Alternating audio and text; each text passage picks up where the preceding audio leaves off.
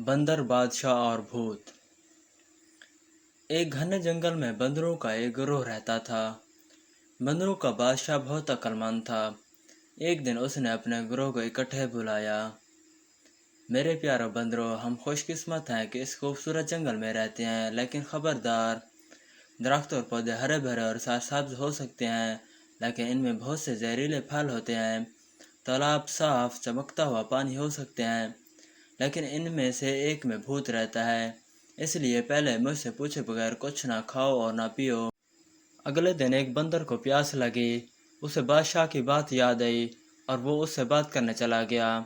बच्चे, फिक्र ना करो, बादशाह ने कहा, मैं तालाब की छानबीन करूंगा कि यह महफूज है। जब वो तालाब के करीब पहुंचा तो उसने देखा कि बड़े बड़े कदम अंदर जा रहे हैं, लेकिन बाहर नहीं आ रहे हैं। बादशाह ने नतीजा खींच किया, ये वो जगह है जहाँ भूत छुपा हुआ था। सब बंदर रोने लगे, इस फिक्र में कि वो पानी कैसे पिएंगे। बादशाह ने उन्हें तसल्ली दी और भूत का मुकाबला करने चला गया।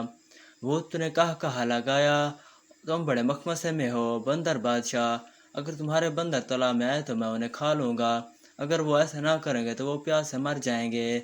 बादशाह ने सोचा, मुझे कोई हल तलाश करना चाहिए। उसने अपने बंदरों से बांस के टुकड़े जमा करने को कहा। खोखली बांस की छड़ियों को आपस में जोड़कर उसने एक बड़ा पाइप बनाया जो तालाब का पानी चूसता था।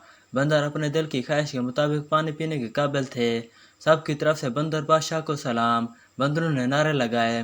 वो भूत जिसे बंदर बादशाह ने अपने समझदारी से शिकस्त दे दी थी, वो लंबे चेहरे के साथ तालाब में वापस चला गया। जब चीज़ें मुश्किल लगें तो कभी हिम्मत न हारें।